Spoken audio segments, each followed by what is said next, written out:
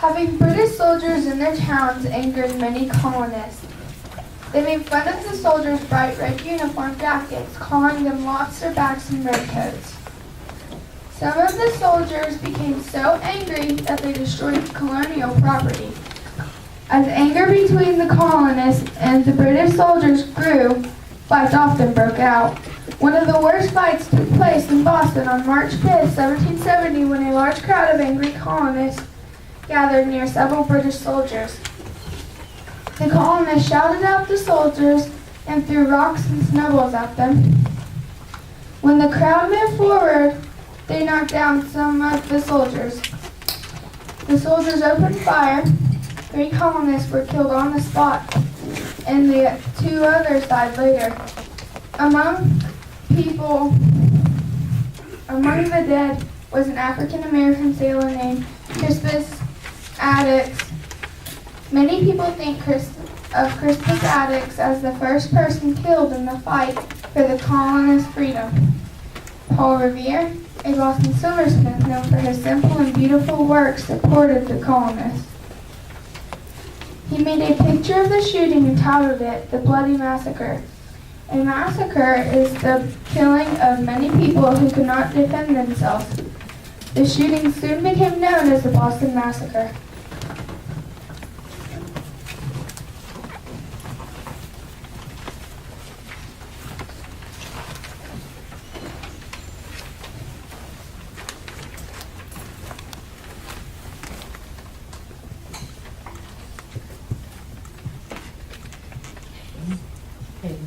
All rise. Circuit Court case number 17893, County of Martin, State of Indiana, is now in session. Honorable Judge Candy Case presiding.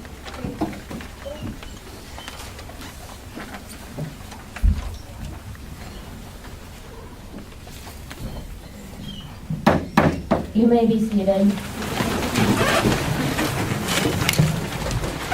On trial, Captain Preston and the British soldiers, the prosecutors, the citizens of Boston, Massachusetts. Opening statement by lead prosecuting attorney. Thank you, Your Honor. Good morning, ladies and gentlemen. I am Benjamin Lynn. I am an attorney prosecuting the British soldiers in King George, as well as Parliament, for their senseless, brutal murder of 5 innocent colonists. Why should King George and Parliament be held accountable? Well, they were sent here by King George and used their muskets and fired upon this innocent crowd. To fire upon a crowd that only has no other defense is uncalled for and very cowardly.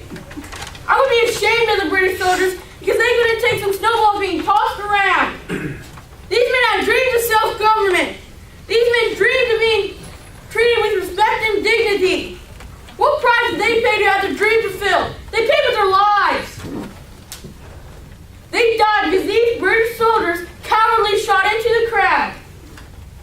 They murdered their dreams of happiness and self-government. I will prove beyond a doubt that these cowardly British soldiers are guilty of murder. Thank you, ladies and gentlemen. Opening statement by lead defense attorney. Ladies and gentlemen of the jury, Your Honor, this is a criminal case, but the wrong side is on trial. The poor British soldiers were bullied. The colonists called them redcoats and lobsterback. They shouted hateful and mean comments to the British. They hurt them by throwing rocks, ice, and snowballs at them. The poor British soldiers were harassed all the time. How much can these poor young men take? Wasn't it bad enough they were missing their homes, their family, even their beds? Did they really deserve this torture? These men were just trying to please their king and follow his command. What a sad, horrible, and quite terrifying situation they were forced in. Captain Preston went there on the night to protect his 9 soldiers. He was concerned about the trouble that had occurred during the day. He was simply doing his job when shots were fired. The 5 Bostonians had been hit. It was simply a mistake of fear and repeated abuse caused by the colonists. Thank you, Your Honor. The prosecuting attorney may now call its first witness. Your Honor, we call Benjamin Burdick to the stand. The Please raise your right hand. Do you swear the testimony you're about to give is the truth, the whole truth, and nothing but the truth, so help you God?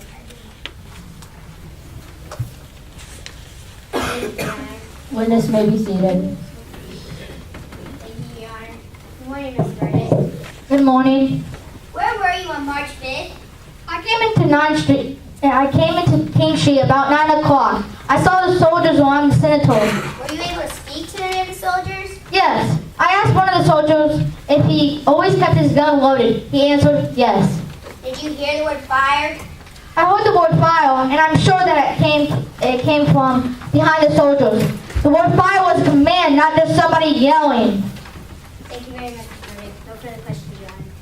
The defense attorney may now cross-examine the witness. Thank you, Your Honor. What did you hear the captain say after the first shot was fired? I saw him say, stop firing. Do not don't fire anymore, soldiers. Did the people do anything to endanger the soldiers? Not in my opinion. Before the firing, I saw a stick thrown at the soldiers. A stick or a 3-foot-long branch like this. I suppose.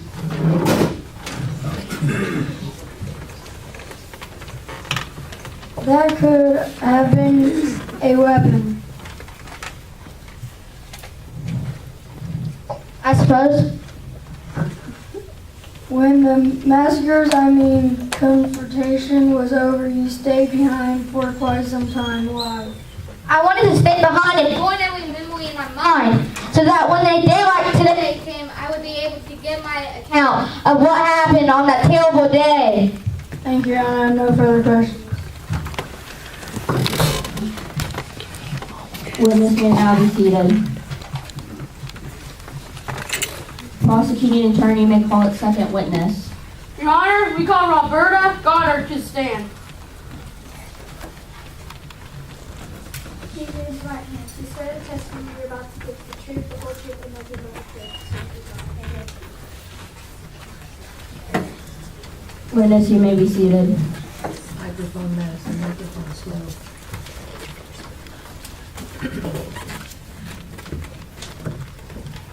Thank you, Your Honor. Good morning, Mrs. Goddard. Good morning. Where were you on March the 5th? I was at the town square. Did you see anyone there? Yes, I did. Who? I saw Captain Preston 5 to 9 of his men. Did you hear him say anything? Yes, but not much. What did he say? He said, leave or there will be murder. Are you positive it was Captain Preston? I'm positive. How are you positive? I heard an officer call, Captain Preston, come here. We have a problem in the town hall. Hurry, hurry. Were you close to Captain Preston? If so, how close? I was on the other side of the fountain, and it sounded like he was right next to me. I ran to the town hall, and I heard someone say, fire. I think it was Captain Preston because he did not say, stop. What are you doing? Why do you think Captain Preston yelled fire? He was furious with us Bostonians. He was saying things under his breath like, why did the Bostonians come knowing we were here? I have no further questions, Your Honor. The defense attorney may cross-examine the witness. Thank you, Your Honor. Good morning, Miss Roberta Goddard. Good morning. Did you actually see Captain Preston's lips move? Yes. Did you see the Bostonians hitting the soldiers with sticks and rocks? Yes, I did.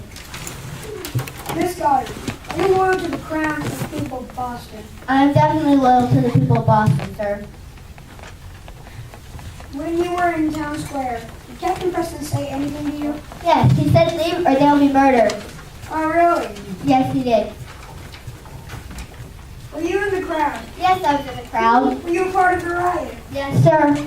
Were you also throwing and yelling at the poor soldiers during the riot? No, sir. I was not throwing. Sticks or rocks. Lieutenant 9 Captain Preston, show me that question. May I get up, Judge Grace? Yes, you may. About this far. So let me get this straight. You are a Bostonian, loyal to the Boston people. You are downtown in the middle of the riot. You couldn't get nothing, right? You were able to see and hear the word fire. Yes, I heard the word fire. Thank you, Your Honor. I have no further questions.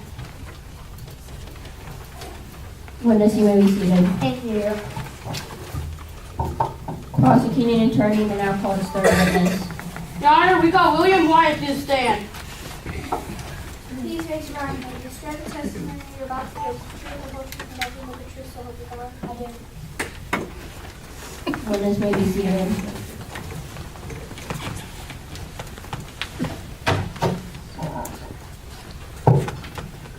Good morning, Mr. Wyatt. Good morning, ma'am. Did you hear Captain Preston yell fire on March 5th? Yes, I did. How do you know that it was Captain Preston who called fire? I heard someone call Captain Preston. And he walked over to the place. The Captain Preston, the same guy that walked over to the man, was the same guy that called fire. Thank you, Mr. Wyatt. I have no further questions. Thank you, Your Honor. The defense attorney may now cross-examine the witness. Hello, Mr. Wyatt. Hello. Did you see any of the British get severely hurt? Not severely, but I saw them getting knocked out. Did you hear Captain Preston's voice before March 5th? No. You stated that you saw Captain Preston shout out. But how can you be sure it was his voice? Hey, I can say what I saw and heard. How many people do you think were around when you heard Captain Preston's voice? 200. Wow, that's a lot of people to try to listen for him.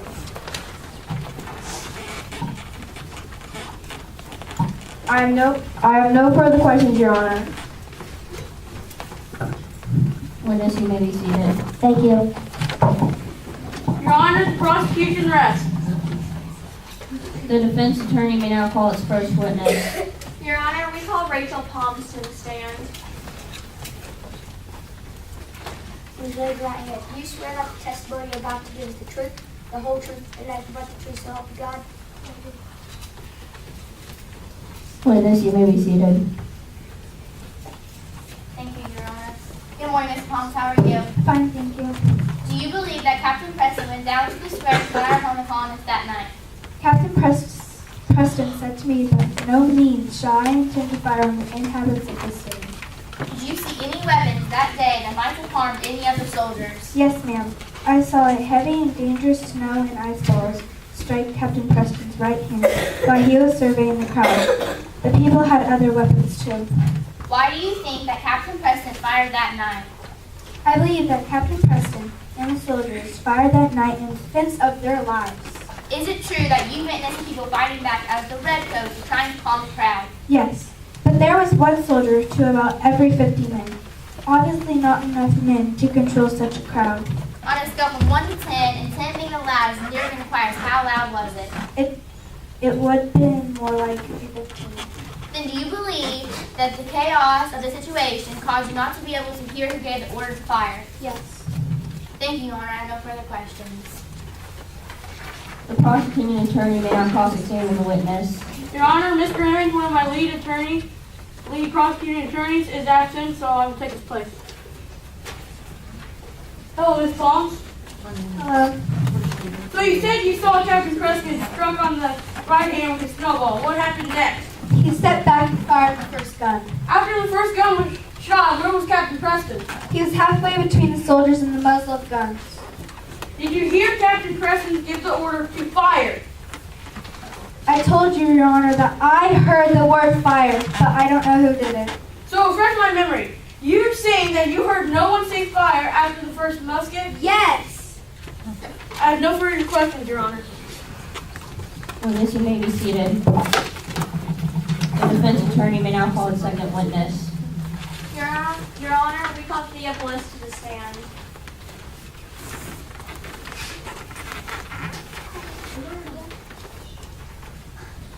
Please raise your right hand. Do you swear the testimony you're about to give is the truth, the whole truth, and nothing but the truth? I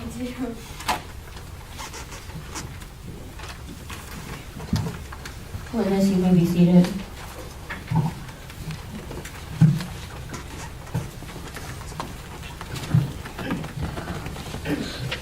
Thank you, Your Honor. Good morning, Mrs. Bliss. Good morning. Thea, why were you at the town square on March the 5th 1770. I went to town square because I heard the alarm bell to fire. Why do you believe other colonists went to the town square that night? Colonists were already there because they said they were going to fight. One soldier was struck by a stick and stepped back and fired. Why do you believe he stepped back? Why do you believe he stepped back after being struck?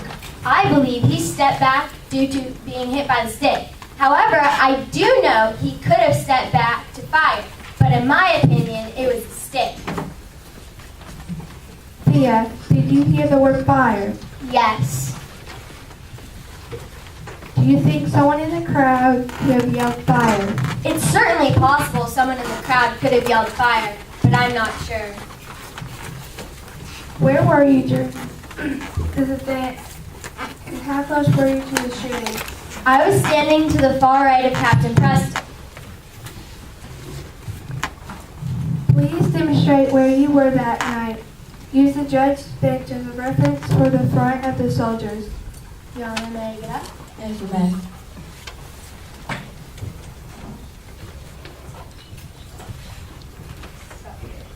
Thank you, Your Honor. Thank you, Mrs. Bliss. Where did you see Captain Preston? I saw him on the far left. What did you see him do next? I saw him jump in front of his soldiers after the first shot was fired. One last question. Did you hear him say anything? Yes, I heard him tell them to stop firing. Thank you for your time, Thea. Thank you, Your Honor, and no further questions. Prosecuting attorney may not cross-examine the witness.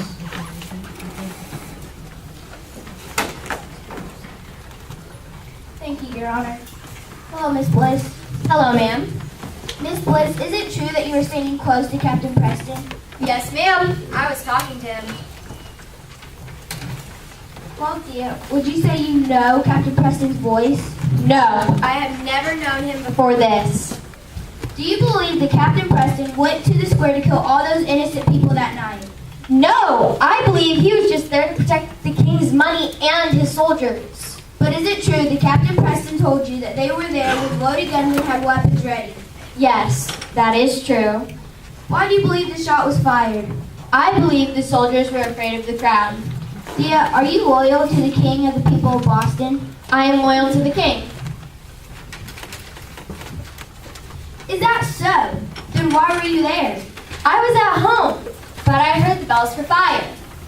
What did you think of the angry crowd of colonists, Thea? I believe they were rioting against the king.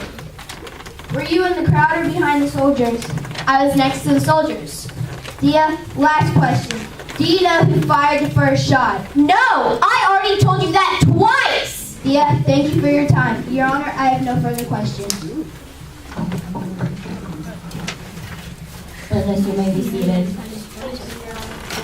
Defense attorney may now call its third witness. Your Honor, we call Daniel Cornwall to the stand. Please raise your right hand. Do you swear the testimony you're about to give is the truth, the whole truth, and nothing but the truth, so help you God? I do. Witness, you may be seated. Thank you, Your Honor. Good morning, Mr. Cornwall. Good morning. Where were you on the night of March 5th, 1770? I was in the town square within 2 yards of Captain Preston. How did you know it was Captain Preston? Captain Preston is my commanding officer. What were the first words you heard concerning firing that night? I heard "don't fire." I was sure at first that my captain did not order fire, and now I firmly believe it. Even though you believed that your captain did not give the order to fire, did you fire? No. I was afraid for my life, but I did not fire because the captain did not order me to do so. Why were you afraid for your life? I was afraid for my life because the colonists were angry and about to attack. What actions did the colonists do to make you scared for your life? They were throwing snowballs, ice balls, and they were throwing ice balls and snowballs at us. Also saw some of my fellow soldiers fall down and get hit by not only snowballs, rocks, and ice balls, but large sticks they use as weapons. Sticks similar to this one entered into evidence? Yes, absolutely. Your Honor, I have no further questions. The prosecuting attorney may now cross-examine the witness. Thank you, Your Honor. Where were you March 5th, 1770? I was in the town hall about 2 yards away from Captain Preston. How did you know it was Captain Preston? Captain Preston is my commanding officer. How can you be sure you did not hear him say fire? I was near him, and I know he did not say fire. You said you thought you did not hear him say fire. How can you be sure? I said I know he did not say fire. I was within 2 yards of Captain Preston at the town square, and I know what I heard. Yes, but there was a lot going on that night. The captain could have moved. Could you identify all the soldiers around you that night? No, I cannot. Then how are you sure it was not the captain who gave the orders to fire? I couldn't get a good look through all the yelling and the action, but I know it wasn't the captain's voice because I know his voice. Thank you, Your Honor. I have no further questions. Witness, you may be seated. Lead defense may now call the defendant. Your Honor, we call the defendant Captain Preston to the stand. Please raise your right hand. You swear the testimony you're about to give the truth, the full truth, and nothing but the truth, so help you God. I do. Witness, you may be seated. Thank you, Your Honor. Hello, Captain Preston. Hello. Why do you believe your men fired upon unharmed and helpless citizens of Boston? I believe my men fired because they heard the voice of the mob calling and shout, fire.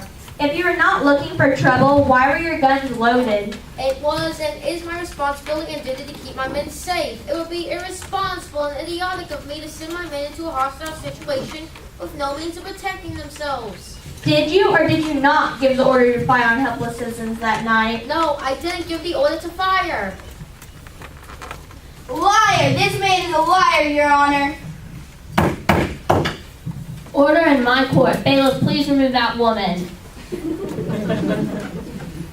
Why do you believe the townspeople rang the bell that night? I believe they wanted more colonists to gather there to harass and intimidate my men. So let me get this straight. You believe they assembled that night to meet your men? Yes, I believe they wanted to intimidate and harass my men. Did you see any colonists with guns that night? They were agitated. That's not my question. Did you see guns? No, they didn't have firearms. What did you see the colonists carrying? They were armed with chunks of ice and snow, wooden clubs, and tree branches. Thank you, Your Honor. I have no further questions. The lead prosecuting attorney may now cross-examine the defendant. Thank you, Your Honor. Where were you at the time they opened fire? I was sitting at the side of my soldiers trying to hold back the very angry mob. Did anything hit you while you were there? Yes, many snowballs hit me. But how many soldiers were there? 9. But how many colonists were there? Around 200. Why do you think they gathered? I believe they gathered to harass and fight our soldiers. What were the colonists using against you? I saw massive clubs, chunks of ice and snow, and humongous rocks. Well, what kind of things were the colonists yelling at you? They were calling us slopstabacks, redcoats, and basically telling us to get out of Boston. How did the colonists respond after you opened fire? They became frightened and started to scatter. Did you come to Boston looking for a fight? No, I did not expect this at all. I was trying to protect my men and the king's money. Did you jump in front of the soldiers, open fire, and tell them to stop? Yes, I did because I didn't give the command to open fire in the first place. Did your men get brutally hurt? No. As a defense reaction, did your British troops open fire? No, my soldiers only fired when someone in the mob shouted fire. Were you afraid your men would be killed or trampled? Yes, I was very afraid my men would be killed. One final question. Did you or did you not command your soldiers fire? No, I didn't give the command to open fire on the colonists. Jury, do you hear this? Witnesses said he did say it. Some witnesses said he yelled fire. Objection! Sustained. Sit down. No further questions, Your Honor.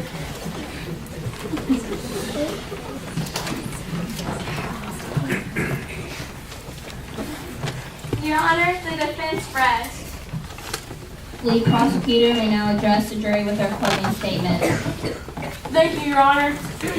Gentlemen of the jury, ladies and gentlemen of the jury, Your Honor, I have proven beyond a reasonable doubt that the British Army brutally shot and murdered innocent men. The British Army massacred and destroyed innocent lives.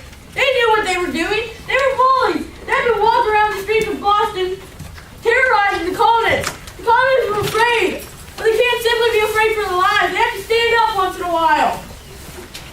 This was a heartless and cruel murder of 5 colonists. These men need to be put away for what they had done. These British troops are guilty. Guilty! They took away these men's hopes and dreams for future self-government, freedom. These men are guilty as they are. Thank you, Your Honor. The lead defense may now address the jury with their closing statement. Ladies and gentlemen of the jury, Your Honor, I have proven with my evidence that the British soldiers did not mean to kill anyone. They were missing their beds, families, even their home. They were afraid for their lives. We may never know who shot a fire or why they fired, but we know that they never meant to kill anyone. It's unfortunate, but you can't blame a young man for being afraid and protecting his life. Can anyone here say they would have not done the same thing? Of course not. It is our right as Englishmen to protect ourselves. I know you will do the right thing and find Captain Thomas Preston in of these charges. Thank you, Your Honor.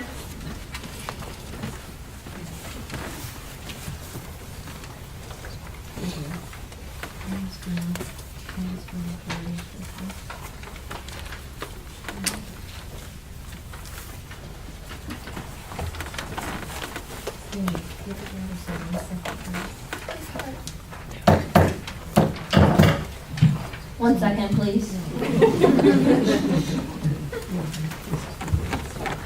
Your Honor, this is for you. Jury, this is your time to leave the courtroom and deliberate over the facts you were presented with today. As you heard, the citizens of Boston are charging Captain Preston and the British soldiers with murder. Your job is to decide if that charge is warranted beyond the reasonable doubt. Bailiff, please dismiss the jury. It's 5 Boston colonists. Your Honor, we, the jury, find the defendant to be guilty on the charges of murder. Deputy Sheriff, could you take Captain Preston away, please?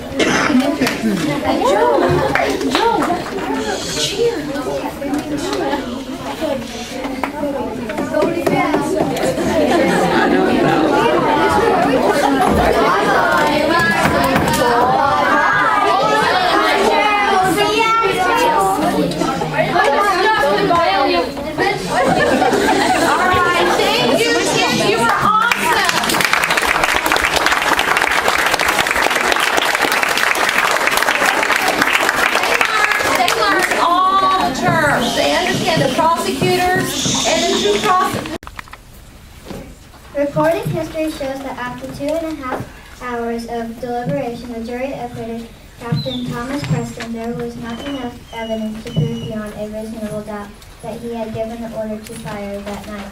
Later, Private Hillary and Montgomery were found not guilty of murder, but guilty of manslaughter and the death of Crispus Attucks. The court ordered that they be branded on their thumbs with the letter M. The mystery of who actually gave the orders to fire was solved after the trials. Shortly before he left Boston, Private Montgomery admitted to his lawyers that he who cried fire after he had been knocked down by a thrown stick. Thank you.